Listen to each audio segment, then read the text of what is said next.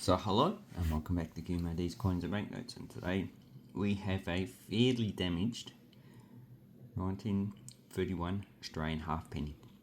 So this is the lowest denomination Australia did issue. Currently it has a purchasing power of roughly 25 Australian cents. So obviously an Australian 20-cent coin, or maybe a 25-cent coin, should be the lowest value they actually issue and get rid of the 5 and 10 cent. But this one is a key day coin. It's the second lowest mintage after 1923. So 1923 reportedly 15,000, but I don't think they really know how many of those coins are actually minted. No, this one has a mintage of 370,000. It depends on which catalogue you use. Some of them say 169,600. Yeah, but 370,000 is pretty good enough. It's not really going to make a difference. So now there are two varieties that you can get for this year, which one of them is actually quite scarce. So this one here is the drop one.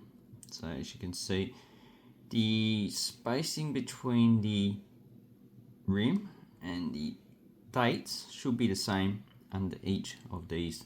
But this one, okay, let's get it closer. You can see that this side of the one is closer to the rim than that side. So that's a drop one, and that seems to be the most common.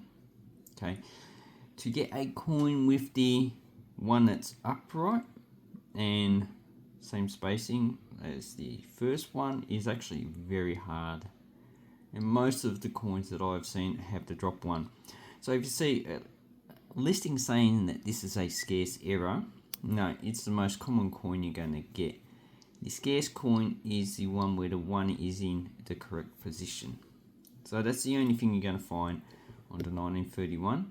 Now 1930, 1932, they also have movement of the numerals. 1930 had the movement of the 3, and 1932 had the movement of the 2, and then you got other dates.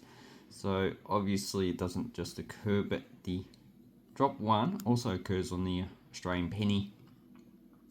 So if you want to get a comparison, just get those two coins and you can actually find.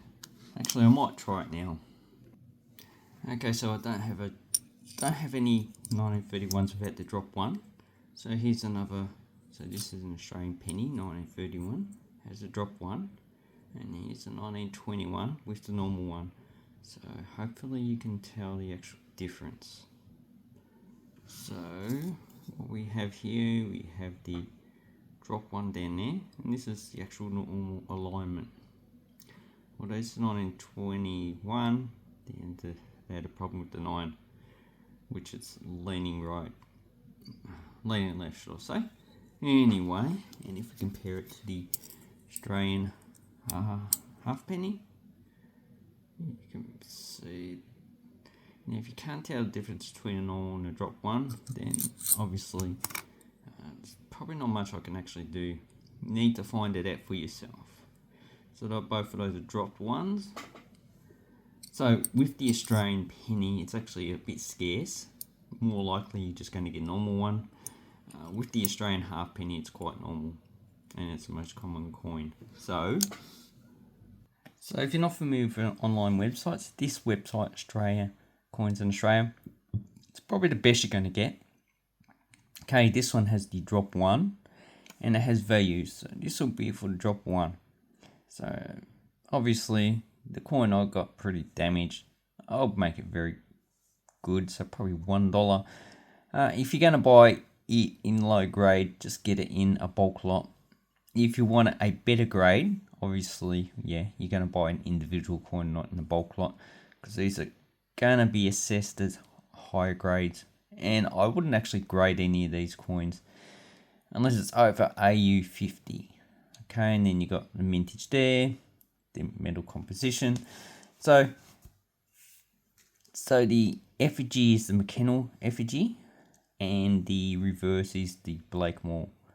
So diaxis just says up and up, so that's metal rotation. Up and down will be coin rotation.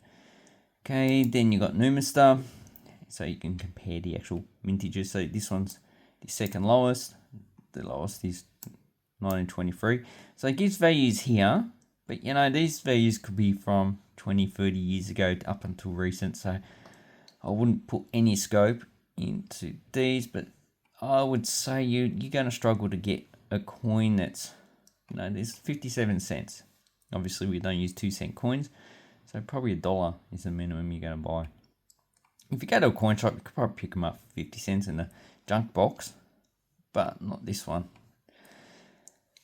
And then we have all coin values, another good site, but these are probably a bit overvalued.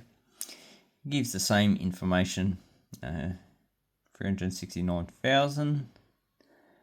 Okay, so obviously these three mintages are close, but they do vary. All this information input should be standard. Okay, and this one also has to drop 1 on it.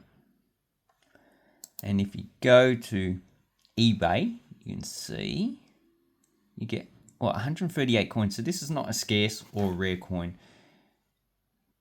It's actually quite common, and most of them I see have to drop 1. So you got this one. This one says rare, drop 1. It has a drop 1 on it. This one, because of the way they photographed it, it's a bit hard, but it looks like drop 1. No, this one has lamination, so they're asking for $100. Then we have, so here we have Sterling's and Currency. Good website. They also have the drop 1 on theirs as well. $50 for EF. Yeah, that's probably a good price, right? Then we have Drake Sterling, another. So this one's been graded. And it also has the drop 1. So they have a lot of different African coins. So you can look up those websites. But we'll stick to eBay, see what we can find. Okay, look at this one. So this coin, okay, has a drop 1 as well. And that would say it's very fine condition. So looks like it's missing some of the, missing 2 dots there. But most of the actual crayons were actually quite clear. Then you got Da 31. And this one, pretty good. So most of these have to drop 1. So what I'm looking for is the one with the upright 1. And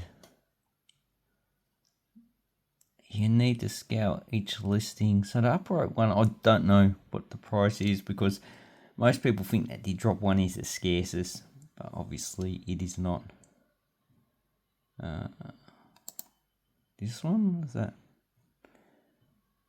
That looks a little bit dropped. Anyway, you need to actually compare it with. See, most of these have all the drop 1s on it, which, as you can see, is actually quite common. So it's going to be a lot harder. Okay, so these are coins for sale. Okay, what has sold? So yeah, this one's in pretty good, $30.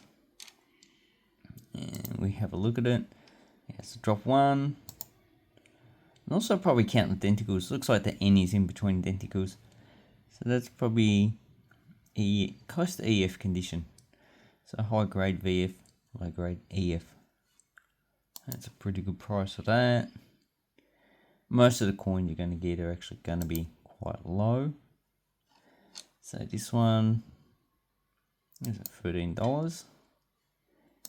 And yeah, probably VF to EF.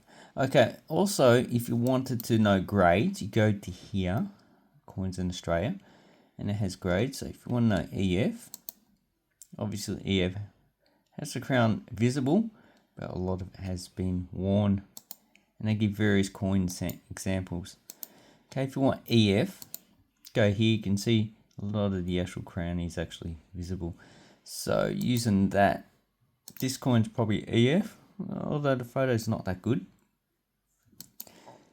This one, also EF.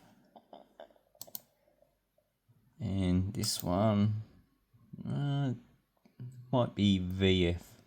Very fine.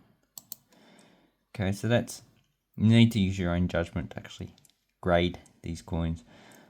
But as you can see, probably a lot of the EF coins you're going to get in $30. And this one looks like it's a nice luster on it. So it's EF condition. So obviously the coins in this grade not scarce. And 1 halfpenny. Is that an upright one? Looks like it might be. So I always check this first, the actual one. It might be slightly dropped, but anyway, this one's definitely dropped, definitely. So obviously this variety is not really known. People know about the 1931 penny, but not this one. So basically, in conclusion, when you look for this coin, drop one's pretty common. The upright one is not. And obviously this one looks like that looks like an upright. Okay, so to me it looks like it. Although the fonts on the two ones are different. So obviously they use different punches. Anyway, so I hope this helps you with your coin collecting. Just remember, looking for upright one and any other type of error that you can find. Anyway, so a coin in this condition you're not really looking for. And what you're looking for is the upright one. This one has a drop one. Anyway, hope this helped you for bank and coin collecting, and have a nice day.